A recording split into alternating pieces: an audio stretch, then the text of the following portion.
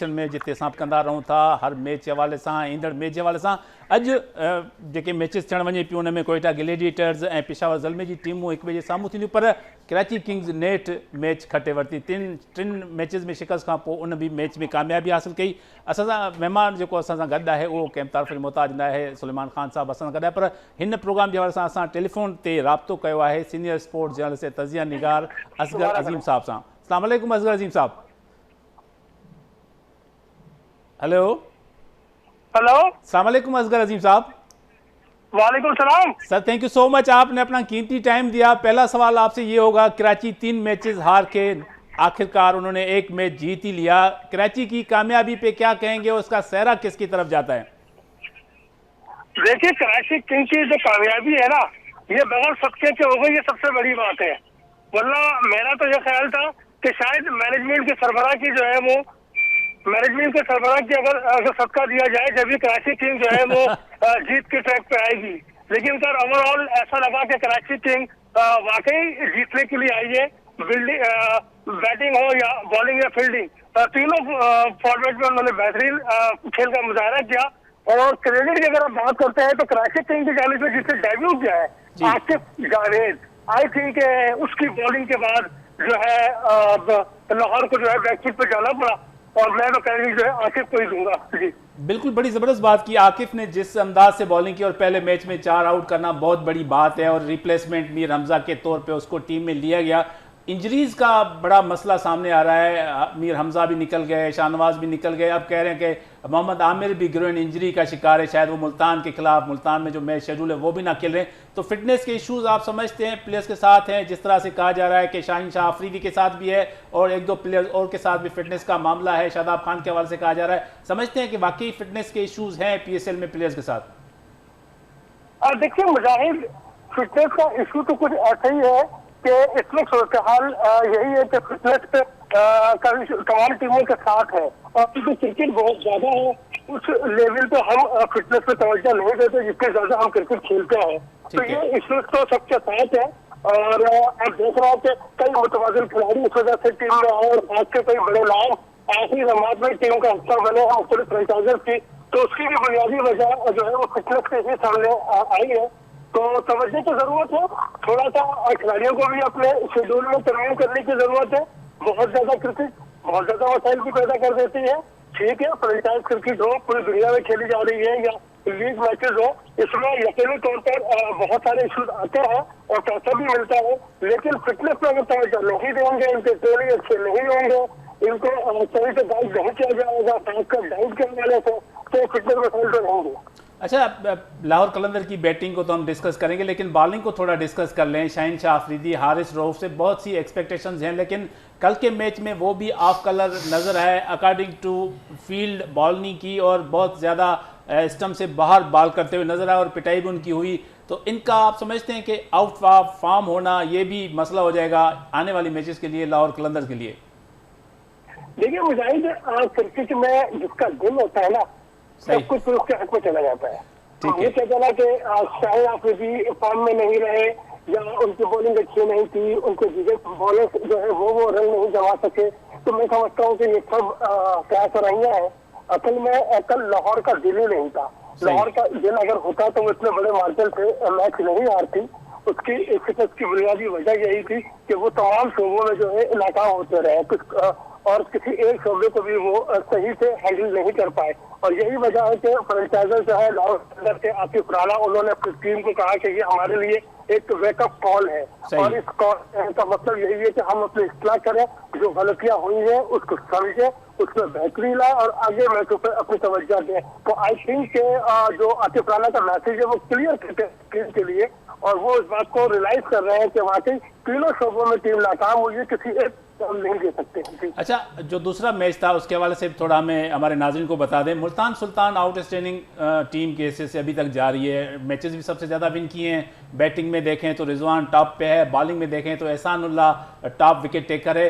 तो ओवरऑल मुल्तान की परफॉर्मेंस का जो क्रेडिट है वो किसको देंगे और एहसानुल्लाह के बारे में आप क्या कहेंगे? कितनी एक्सपेक्टेशन है कि फ्यूचर में ये बहुत बड़ा स्टार होके सामने आएगा?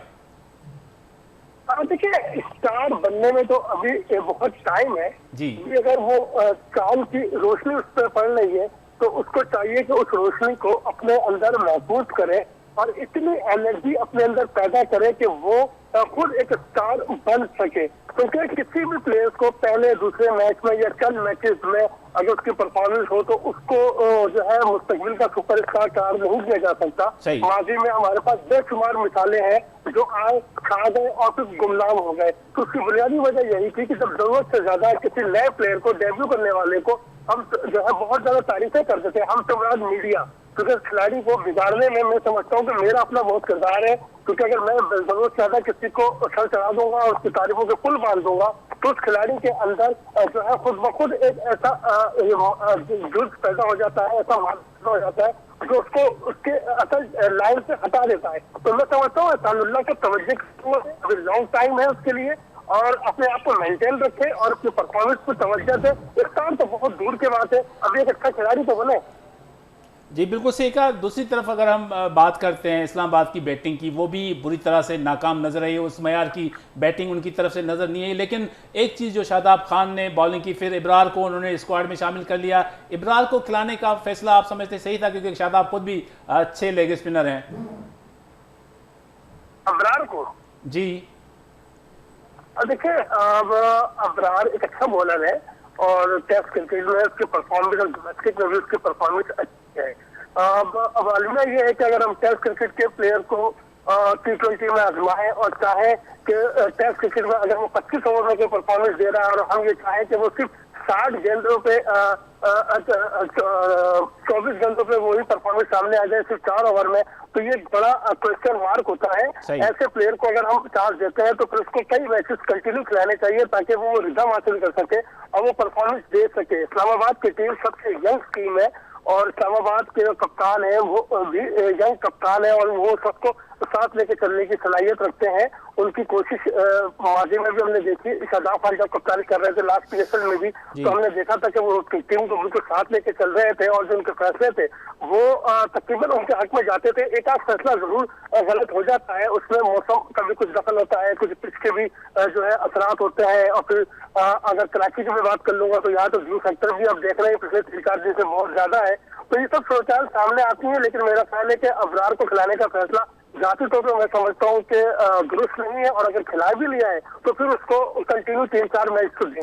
बिल्कुल सही कहा, कंटिन्यू देंगे तो उसकी परफॉर्मेंस भी सामने आएगी क्योंकि 4 ओवर में तो किसी को आप मॉनिटर नहीं कर सकते। आज जो मैच होने जा रहा है कोयटा ग्लेडिएटर वर्सेस पेशावर ज़ल्मी, दोनों टीमों ने 2-2 मैच खेले हैं, एक जीता है एक हारा है, 2-2 पॉइंट्स हैं।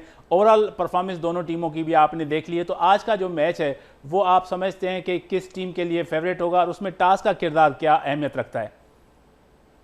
देखिए, दो जुड़वा शहरों बराबर जो शहर है यानी कि सूबे हैं बलूचिस्तान और KP के, इनके दरमियान ये मैच है। कोयटा और पेशावर दोनों ही शहर बहुत ही ज्यादा अहमियत के हामिल है हमारे लिए कल्चर के लिहाज से भी और क्रिकेट के लिहाज से भी, स्पोर्ट्स के लिहाज से भी। लेकिन यहाँ चूंकि मैच कराची में है और कराची से कोयटा का सफर 6-7 घंटे का और पेशावर का सफर बहुत लंबा है, तो देखते हैं कि इस सफर को कौन सबसे ज्यादा शॉर्टकट मारता है और कौन आज का मैच जीतता है। वैसे मेरी जाती राय तो ये कि कोयटा की जो टीम है वो ऑन पेपर बहुत बैलेंस है, सबसे ज्यादा तजुर्बेकार कप्तान उनके पास मौजूद है, उनकी बैटिंग लाइन भी अच्छी है। लेकिन ज़ल्मी को हम किसी भी तरीके से लूज पॉइंट नहीं दे सकते क्योंकि ज़ल्मी फाइट बैक करने की बेपनाह सलाहियत से मालामाल है। लेकिन आज मेरा ख्याल है कि टॉस जीतने वाले को उसका बेनिफिट जरूर मिलेगा। Thank you so much Asgar Azeem sahab, आपने अपना कीमती टाइम दिया KTN न्यूज़ के लिए। असगर अजीम साहब अपनी जो राय दे रहे थे कि पहले तो ओवरऑल अगर हम बात कर लें कराची किंग्स की टीम की परफॉर्मेंस की बात कर लें कि 3 मैचेस उन्होंने मुसलसल हारे, उसके बाद चौथे मैच में उन्होंने कमबैक किया और बड़ी ज़बरदस्त विक्ट्री उन्होंने हासिल की। लाहौर कलंदर जो दिफाई चैम्पियन है, इसको उन्होंने कहा कि ये बहुत बड़ा कमबैक है, लेकिन आगे मैचेस आने उसमें उनकी परफॉर्मेंस और बेहतर होने की एक उम्मीद पैदा हो गई कि वो इस कामयाबी को आगे लेकर चलें। आप क्या समझते हैं कि लाहौर की जो शिकस्त थी, इतनी बड़ी शिकस्त जिसको कह लें 67 रन से कराची किंग्स ने उनको शिकस्त दी और एक ऐसी टीम जो बिल्कुल ले डाउन थी उन्होंने उसको हरा दिया, क्या सबब था? लाहौर कलंदर की शिकस्त जो गोया ऐसी थी जैसे अपसेट था। अच्छा, लेकिन क्या कि उन्होंने कराची किंग्स को देखे, उन्होंने प्रिपरेशन की, उन्होंने देखा कि हमसे कहाँ गलतियाँ हो गई हैं, कहाँ हम चीज़ों को दुरुस्त कर सकते हैं, तो उन्होंने शर्जील को नहीं खिलाया। सही, ठीक है। तो वेड और विंस ने जो उनको आगाज़ दिया उससे उनके अंदर उनके एतमाद में इजाफा हुआ। हालांकि ये स्कोर 2 से उससे ऊपर भी जा सकता था, सही कह रहे हैं। लेकिन आखिर में कप्तान ने जो लाठी चार्ज किया तो एक ऐसा अच्छा स्कोर सेट कर दिया कि लाहौर कलंदर के लिए वो रन मुकम्मल करना मुश्किल था। उसमें बॉलिंग भी इस दफ़ा अगर देखी जाए तो बहुत बेहतर थी। मोहम्मद आमिर ने भी विकेट ली, एक विकेट आकिफ जावेद ने जो है किसी को संभलने का मौका नहीं दिया, और ऐसा लग रहा है कि लाहौर कलंदर का हर बैट्समैन जो है उसको पवेलियन में जाने की जल्दी थी, किसी ने ज़हमत नहीं की कि भी विकेट पर खड़े होकर स्कोर कर सकें। सही कहा, लेकिन ओवरऑल अगर बैटिंग की बात कर लें, जैसे आपने कहा शर्जील को ना खिलाया और जेम्स वेन्स और मैथ्यू वेड ने ओपन किया, तो इस मैच के बाद आप समझते हैं कि शर्जील की जो पोजीशन है वो आने वाले मैचेस में अगर इस तरह से ये लोग परफॉर्म करते रहें तो फिर वो साइड लाइन ही होगा या फिर उसकी रिप्लेसमेंट हो सकती है? शर्जील अभी भी साइड लाइन ही होगा, क्योंकि अगर आप देखें क्वेटा से 6 रन से आ रहे हैं, अगर ये गुप्टिल का कैच पकड़ लेते तो ये क्वेटा को भी 140-150 के अंदर घेर सकते थे। वो मैच भी इनके हाथ में था, यानी एक कैच की वजह से वो मैच भी जो जीता हुआ मैच था वो, यानी क्वेटा को तो उन्होंने ऐसा दबोच लिया था, क्वेटा के पास को मौका नहीं था कि राय फरार रखते। सही कह रहे हैं। इब्तिदाई 4 विकेट ऐसी गिर गई थी कि किसी को वह में घुमा भी नहीं था। सही। लेकिन आप जीता हुआ मैच जब आप हार गए तो जैसे मैंने प्रोग्राम में अपनी गुफ्तगू के आगाज़ में कहा कि उन्होंने देखा कि यार हमसे कहाँ मिस्टेक हुई है और अब हमारे पास मार्जिन बहुत कम है कि हम गलतियाँ कर सकें। तो उन्होंने जो ये जो अब जो इन्होंने जो 11 खिलाड़ियों को जो पोल बनाया, प्लेइंग 11 बनाया हुआ है, इसको वो जो है कंटिन्यू रखें। अच्छा, बड़ी ज़बरदस्त बात की, देखते हैं आने वाले मैचेस में कंटिन्यू करते हैं नहीं करते। लेकिन इस्लामाबाद यूनाइटेड को आपने फेवरेट करार दिया था और इस्लामाबाद ने परफॉर्म भी किया था, लेकिन कल इस्लामाबाद जो है वो बिल्कुल वन साइडेड मैच उनका भी हुआ। दोनों टीमों ने, यानी इस्लामाबाद ने भी टॉस जीत के पहले फील्डिंग की, दूसरी तरफ लाहौर कलंदर ने टॉस जीत के पहले फील्डिंग की, दोनों टीमें हार गई। तो टॉस का जो आंसर था, एक तो आपने कहा था कि वहाँ पे दिन में मैच था या रात में था, लेकिन ड्यू का फैक्टर तो दिन में नहीं होगा, रात को होगा, लेकिन दोनों टॉस जीत के फील्डिंग करने वाली टीमें कल हार गई। देखिए मुल्तान में तो ज़रूरी नहीं कि जो टॉस जीतेगा वो मैच जीतेगा। जो टॉस, अब ये कि टॉस आप जीतते हैं, अब जो विकेट से जो आपने एडवांटेज उठाने, जो फ़ायदा उठाने, वो आपका काम, आपके बॉलर्स का काम है। जब आप एक चीज़ से फ़ायदे नहीं उठाएंगे तो ज़ाहिर है उसका नुकसान होगा। किसी चीज़ का फ़ायदा होता है और किसी चीज़ का नुकसान होता है। अब आपके इस्तेमाल के ऊपर है कि आप उसको किस तरह से हैंडल करते हैं। मुल्तान की विकेट को देखें तो कल सूरज था, बॉल पिच पर विकेट पर आ रहा था, बाउंस प्रॉपर मिल रहा था, बैटिंग विकेट थी, ठीक है ना। तो मुल्तान सुल्तान ने बैटिंग भी बहुत अच्छी की, बॉलिंग भी बहुत अच्छी की बनिस्बत इस्लामाबाद। फील्डिंग में वो थोड़े लेस हुए हैं, भी लेस रहा है और बैटिंग के अंदर भी वो खातिर ख्वाह, यानी उनको काफ़ी दुश्वारी का सामना करना पड़ा। अच्छा, कल की मैच की अगर हम बात करें, जैसे इमाद वसीम ने 35 रन की खेली, जेम्स वेन ने 40 रन बनाए, मैथ्यू वेड ने 36 रन बनाए, बैन कटिंग ने भी 20 किए, उसके बाद एक्स्ट्राज 19 हैं। तो एक्स्ट्राज का देना आप नहीं समझते हैं उस टीम पे और ज़्यादा प्रेशर बन जाता है, क्योंकि अगर 19 ओवर यानी 19 एक्स्ट्रा किए मतलब 3 ओवर आपने एक्स्ट्रा कर दिए और 19 रन भी दिए, तो एक्स्ट्राज का देना आप उसको क्या समझते हैं? लाहौर कलंदर के बॉलर ने जो एक्स्ट्राज दिए वो भी उसकी शिकस्त की जिम्मेदार बने। ये तो ज़हर कातिल है, बहुत बोनस है ना। आप खुद चाह रहे हैं कि आप जुर्म भी करें और सज़ा भी भुगतें, ठीक है। तो जाहिर है आप जब जुर्म करेंगे तो आपको उसका रिजल्ट आपको बर्दाश्त करना पड़ेगा। लेकिन इमाद वसीम की कप्तानी डिस्कस हो रही है और बाबर आजम की कप्तानी डिस्कस हो रही है कि भाई बाबर आजम जब कराची किंग्स के कप्तान थे तो मुसलसल हार रहे थे, लेकिन पेशावर ज़ल्मी की तरफ से जब कप्तान हुए तो पहला मैच जीते, एक मैच वो हार गए। लेकिन जो डिस्कशन हो रहा है कि वो बाबर आजम बहुत अच्छा कप्तान है क्योंकि टेस्ट, वनडे और T20 पाकिस्तानी कप्तान है, लेकिन पेशावर ज़ल्मी की कप्तानी करते हुए और इमाद वसीम की कराची किंग्स की कप्तानी करते हुए आपको कैसा लग रहा है कि इमाद ने गिरफ्त हासिल कर ली है टीम के ऊपर, डिसीजन के ऊपर? नहीं, वक्त लगेगा। हम चंद मैचेस के से ये अंदाज़ा नहीं लगा सकते कि वो अच्छा है। बाबर आजम की अपनी क्लास है, ठीक है, जिस लेवल पर वो खेल रहा है और जिस तरह की वो क्रिकेट खेल रहा है वो इमाद को मुयसर नहीं है। अब अगर देखा जाएगा क्लास अगर इमाद की होती तो होना ये चाहिए इब्तिदाई 3 मैचेस आप लोग जीतते। सही कह रहे हैं, आपकी क्लास नहीं है। हाँ। ये कि अभी आपको टाइम मिल रहा है, आपको आप जेल हो रहे हैं, आपको समझ आ रही है कि कहाँ मिस्टेक है। कल जो है इमाद ने बॉलिंग भी देखें, पिछले मैच में भी उसने अपने एक ओवर में 2 विकेटें हासिल की, तो लाइन और लेंथ पे किया, तो उसको भी एहसास हो गया कि करना है, मैंने करना है, मैं करूंगा तो मेरे पीछे अकेले तो हर कोई चल सकता है, सबको साथ लेकर चलना कामयाबी है। सही है। उसामा मीर ने भी 2 आउट किए थे कल, उसामा मीर ने बड़ी ज़बरदस्त परफॉर्मेंस दी है।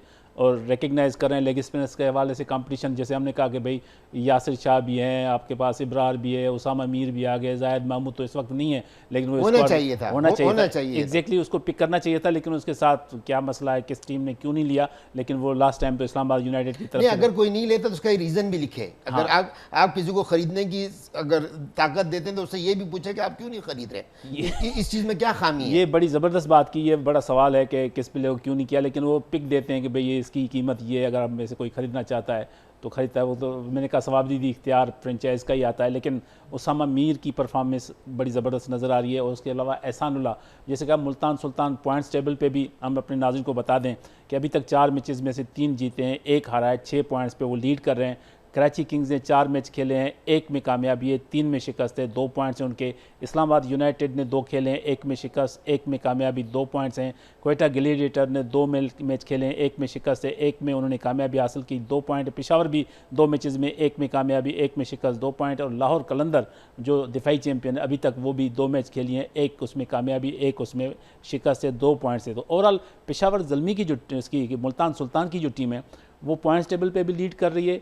और बैटिंग की अगर हम बात कर लें तो Mohammad Rizwan top batting line में अब पहले नंबर पे हैं, सबसे ज़्यादा रन उसके हैं 219। और बॉलिंग में भी एहसानुल्लाह ने 12 विकेटें ले चुके हैं। तो मुल्तान सुल्तान की टीम माजी के हिसाब से अगर देख लें तो इस दफ़ा कुछ ज़्यादा स्ट्रॉन्ग नज़र नहीं आ रही, बहुत अच्छी लग रही है। बस इसमें शान मसूद अगर कुछ रन कर लें तो ये कंप्लीट हो जाएगा पैकेज।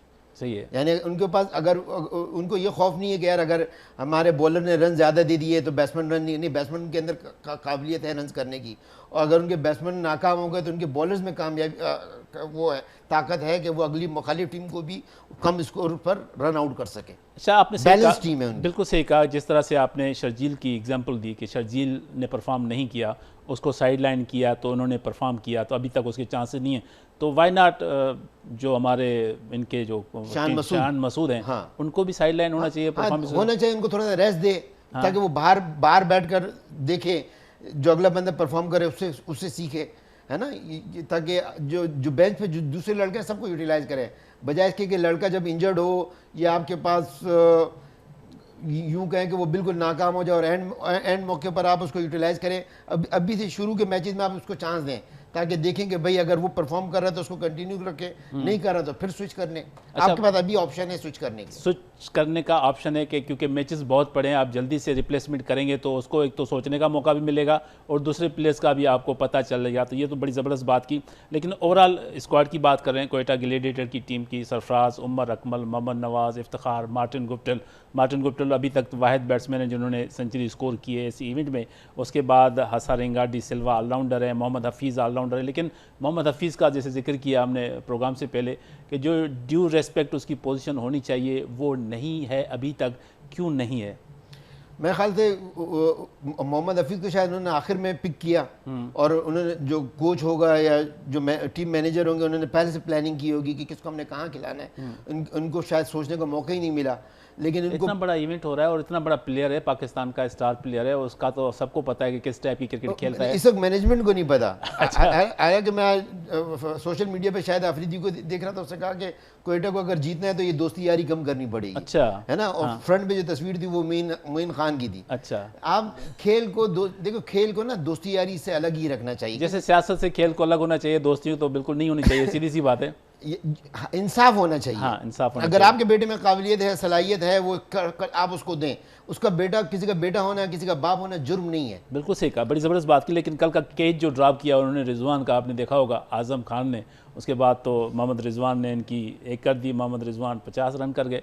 तो ये जो कैच था शुरू में अगर वो कैच ले लेते और इतना मुश्किल कैच नहीं था, लेकिन जो चीज़ हम डिस्कस कर रहे हैं फिटनेस, वो अगर ज़्यादा, क्योंकि विकेट कीपर क्रिकेट में वाहिद पोजीशन होती है जो मोस्ट स्ट्रॉन्ग फिट प्लेयर के लिए मैं समझता हूं कि होती है, कि वो जब सबसे ज़्यादा स्ट्रांग होगा वही विकेट कीपर होगा। तो कैच जो ड्रॉप किया है आज़म ने, आप नहीं समझते हैं ये भी इनके गले में पड़ गई? नहीं, गले में तो आज़म पड़ गए।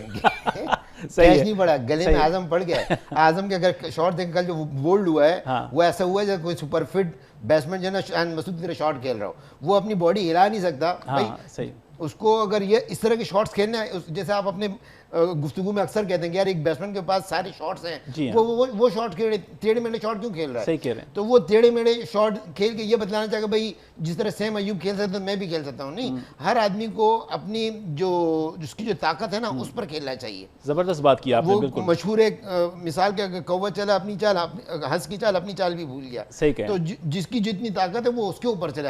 हर एक को अल्लाह पाक ने है ना डिफरेंट क्वालिटी से नवाजा हुआ है, सारी सही। क्वालिटी एक में नहीं आ सकती। सही कह रहे हैं। साइम अयूब की आपने बात की, नो डाउट जिस तरह से उसने बैटिंग की, उसने लोगों के जहनों में सवालात उठा दिए कि भाई ये रिप्लेसमेंट हो सकता है ओपनिंग के हिसाब से। तो आप समझते हैं कि वक्त इसको चाहिए या रिप्लेसमेंट के हिसाब से इसको ट्राई करना चाहिए? जैसे आप कह रहे हैं थोड़ा टाइम देना चाहिए। साइम अयूब ने पहले 2 मैचों में तो बड़ा ज़बरदस्त परफॉर्म किया है बैटिंग के हवाले से, तो आप समझते हैं कि इसकी जल्दी रिप्लेसमेंट हो जानी चाहिए या इसको कंटिन्यू करना चाहिए? साइम अयूब को, साइम अयूब साइम अयूब परफॉर्म कर रहा है ना, अब जहाँ जो उसको वीक एरिया ना उसके ऊपर वर्क करे, हाँ। उसके ऊपर मेहनत करे। अभी तो ज़ाहिर मैचेस चल रहे हैं, आपके पास इतना टाइम नहीं कि आप नेट पे जाके प्रैक्टिस कर सकें, लेकिन जहाँ तक मुमकिन हो सके जो वीक एरिया है उसके ऊपर ज़्यादा से ज़्यादा टाइम लगाए, ताकि ये जो खामी है कि स्लो बॉल पर आप इस तरह के शॉट्स नहीं खेल सकते। हालांकि मेरे हिसाब से स्लो बॉल पर ज़्यादा आसान है शॉट खेलना बनिस्बत फास्ट के, क्योंकि आपके पास टाइम है। अगर 1-2 गेंदें खेलते हैं और एक भी गलत गेंद मिलता है, आपके पास ऑप्शन, आप कहीं भी घूम सकते हैं। सही कह रहे हैं, बिल्कुल सही कहा। लेकिन बात करते हैं फिर वही फास्ट बॉलर ने जितने भी आउट किए हैं, तो आउटस्टैंडिंग आउट वही नज़र आ रहे हैं जो पाँव में बॉल पड़ी हैं, यॉर्कर स्टाइल की गेंदें पड़ी हैं, उस पर ज़्यादातर बैट्समैन आउट हुए हैं या बैट्समैनों ने खुद गलती की है। आउटस्टैंडिंग बॉलिंग सिर्फ इसी सूरत में हमें नज़र आई है कि यॉर्कर किए हैं तो आपको विकेटें मिली हैं, अदरवाइज़ बैट्समैनों ने खुद गलतियाँ की हैं। तो बॉलर्स का जो किरदार है फास्ट बॉलर्स का, वो इतना आउटस्टैंडिंग मुझे नज़र नहीं आ रहा। जैसे मैंने असगर से सवाल किया कि हारिस रऊफ़ के होते हुए, शाहीन शाह अफरीदी के होते हुए वो क्लास हमें नज़र नहीं आ रही। हसन अभी तक आउट ऑफ कलर है, किसी मैच में उन्होंने परफॉर्म नहीं किया। इतने अच्छे नाम अच्छी परफॉर्मेंस का मुजाहरा नहीं कर रहे, तो उसकी क्या वजह? ओवर कॉन्फिडेंस है या विकेटें साथ नहीं? फिटनेस होगी ना तो परफॉर्मेंस होगी। ठीक है। अगर देखें स्किल्स शाहीन शाह अफरीदी के पास है, सेकंड इनिंग में भी उसका बॉल मूव हुआ, उसने बोल्ड किया, स्किल्स के अंदर कोई मसला नहीं है, लेकिन स्पीड्स के लिए ताकत चाहिए। ताकत के लिए आपके हर मसल जो है ना, पाँवों के बालों से लेके पाँव के नाखून तक हर मसल एक्टिव होना चाहिए। एक्टिव होगा तो पावर निकलेगी आपकी, जब पावर नहीं होगी तो वहाँ पे प्रॉब्लम आ गई। हारिस रऊफ को देख लें, उसकी भी अगर बॉल कराते वो स्लिप हो गया है ना, और ये इंजरीज देखे ना तो ये हमें टेस्ट मैचेस में भी नहीं, जब ये गिरते हैं ये पाँव पकड़ लेते हैं। ठीक है, जब पाँव पकड़ लेते हो तो अपना पूरा इलाज करके आओ ना। सही। एक सीजन चला जाता है, बर्दाश्त नहीं होता कि भाई हम टीम में कमबैक करें। भाई जितना परफॉर्म करना जरूरी है उससे ज़्यादा फिट होना जरूरी है। आप फिट होंगे आपको प्रॉब्लम ही नहीं होगी। सही कह रहे हैं, बिल्कुल। लेकिन बात यही है कि जिस तरह से आपने कहा कि फिटनेस का बड़ा ख्याल करना पड़ेगा, प्लेयर्स को खुद को करना पड़ेगा भाई, लेकिन फ्रेंचाइज का भी तो बहुत बड़ा किरदार होता है ना। आप समझते हैं कि फ्रेंचाइज को पता है कि भाई अनफिट है, फिर भी उसको खिलाए जा रहे हैं? फ्रेंचाइज के पास कितने अरसे तक ये प्लेयर होते हैं या कितने अरसे तक प्रैक्टिस करते हैं? नहीं वो तो जब एक खास मौका होता है तो ये तो ऐसी है कि भाई जैसे इतवार बाजार लग गया, ठीक है ना, एक प्रॉपर मंडी, पूरे साल क्रिकेट हो रही है, और एक भाई शॉर्ट टर्म क्रिकेट जैसे T20, इनके पास टाइम नहीं है। अब दूसरे के ऐसे और दूसरे बच्चे भी नहीं है कि इनको उसके मुताबिक रिप्लेस करें। लेकिन रिप्लेस तब करेंगे जब आप चांसेस देंगे जैसे आकिफ की शक्ल में, एहसानुल्लाह की शक्ल में। इसका मतलब है कि हमारे पास बहुत सारे शाहीन शाह अफरीदी भी मौजूद हैं, हमारे पास बहुत सारे हारिस रऊफ भी मौजूद हैं, हमारे पास बहुत सारे बाबर आजम भी मौजूद हैं। ये कि मौका दें, सबको मौका दें। अगर फ्रेंचाइज ने पैसे कमाने तो फ्रेंचाइज को चाहिए इंसाफ भी करे। इंसाफ नहीं कर रहे हैं, आप समझते हैं? इंसाफ तो कर रहे हैं। नहीं, अगर इंसाफ करते तो मोहम्मद हफीज को खिलाए ना। जब आपके 4 आउट हो रहे हैं, ठीक है ना, और यानी मैं तो क्लब लेवल के भी अगर होता है, अगर एक लड़का 1 साल बाद भी आया, 3 विकेटें गिर गई तो कप्तान कहे सीनियर को भेजें। ऐसे ही होता है, सही है। हाँ। तो ये तो उस लेवल की क्रिकेट हो रही है कि पूरी दुनिया की तवज्जो इसके ऊपर है, इसकी हर बॉल डिस्कस हो रही होती है। सही है ना। तो यानी दुनिया में तो ये आवाज़ें आने लग गई हैं कि भाई पाकिस्तान के पास PSL, पाकिस्तान बड़ा खुशकिस्मत है कि PSL में इसको प्लेयर्स मिल जाते हैं। सही कह रहे हैं, बिल्कुल। हमने प्लेयर्स देखे भी हैं, सीधी सी बात है। लेकिन आज का मैच जो होने जा रहा है क्वेटा ग्लैडिएटर और पेशावर ज़ल्मी की टीमों के बीच में, ओवरऑल रिकॉर्ड हम भी डिस्कस कर लें, नाज़रीन को भी बता दें। 20 मैचेस में से 8 मैचेस क्वेटा ने जीते हैं, 11 मैचेस पेशावर ज़ल्मी ने जीते हैं। एक जो माजी का रिकॉर्ड हम लोग डिस्कस करते हैं कि भाई माजी में इस टीम ने सबसे ज़्यादा विक्ट्रीज़ ली हैं, उसने कम लिए, इसका कोई इम्पेक्ट पड़ता है या ये चीज़ें आउट ऑफ ग्राउंड होती है? इम्पैक्ट तो पड़ता है। अच्छा, डिस्कस होती है ये चीज़ें? डिस्कस ये जहन के किसी हिस्से में ये चीज़ डिस्कस होती है कि यार हम इनसे इतनी दफ़ा हार चुके हैं, लेकिन जो अच्छी टीम, अच्छी मैनेजमेंट होती है वो इस चीज़ को नहीं वो रखती। वो कहती है यार जो हुआ वो पास था, आज के जो दिन है आज आपने परफॉर्म करना है और आज का जो दिन है वो काउंट किया जाएगा। पीछे क्या हुआ उसको छोड़ दे। अगर हम पीछे की बात करेंगे तो हम आगे आज हम नहीं चल सकते। तो ज़रूरी है अगर आपने परफॉर्मेंस देनी है तो आप सब जो पीछे वो उसको आप भूल जाएं। अगर आप पीछे को याद कर रहे हैं तो इसका मतलब है आज भी आप शिकस्त के लिए तैयार है। सही कहा, बड़ी ज़बरदस्त बात की कि आप माजी में जितने भी मैचेस हुए जो आपने हारे या जीते, उस वक्त ग्राउंड भी चेंज थे, कप्तान भी चेंज थे, प्लेयर्स भी चेंज थे, वेदर भी चेंज था, तो वो तो माजी का हिस्सा हो गया। आपने सही कहा कि आज जो मैच हो रहा है इसके हिसाब से आपको प्लानिंग करनी चाहिए। बैटिंग के थोड़े स्टैटिक्स बता दें। रिजवान 4 मैचेस में जो हैं 219 रन किए हैं, 3 50s उसकी शामिल है। रायल रोसो बड़ा ज़बरदस्त जा रहे हैं, अभी उन्होंने 199 रन किए हैं, उसमें 2 50s हैं, 3 मैचेस खेले हैं उसने। और शुएब मलिक ने 151 रन किए हैं जिसमें 2 50s हैं, 4 मैचेस खेल चुके हैं। मार्टिन गुप्टिल ने 124 रन किए हैं, 1 सेंचुरी है, लेकिन उन्होंने सिर्फ 2 मैचेस खेले। और इमाद वसीम ने 120 रन किए हैं, 1 50 है 4 मैचेस में। तो ओवरऑल बैटिंग के हिसाब से देख रहे हैं तो 2 प्लेयर जो हैं वो आउटस्टैंडिंग नज़र आ रहे हैं, रिजवान और रायल रोसिब। दूसरे बैट्समैन पाकिस्तान के जो हैं, नौजवान हो या कितने भी हों, वो इतने आउटस्टैंडिंग नज़र नहीं आ रहे। जो स्टेटिक्स बता रही हैं कि अभी तक उनकी परफॉर्मेंस का मयार उस लेवल का नहीं। तो बैटिंग आर्डर की शफलिंग की वजह से आप समझ रहे हैं या उनके परफॉर्मेंस जो है वो उसका रिकॉर्ड है? नहीं, उनकी अपनी गलती है ना कि परफॉर्म नहीं कर रहे हैं। और जो परफॉर्म कर रहे हैं उनकी अपनी क्वालिटी है कि वो अपनी क्वालिटी बतला रहे हैं कि भाई हम हर जगह खेल सकते हैं। गुप्टिल 4 आउट होने के बाद उसने जिस तरह टीम को उठाया है ना, तनहा 100 रन उसने किए, 117 के रन, बड़ी जबरदस्त, और उसने किसी को बख्शा नहीं है। तो उसका मतलब है उसमें क्वालिटी थी। अगर उसमें क्वालिटी नहीं होती, जिस तरह इनके 4 आउट हुए हैं वैसे बाकी भी ये भी आउट हो जाता। तो जिसके अंदर क्वालिटी होती है वो परफॉर्मेंस देता है।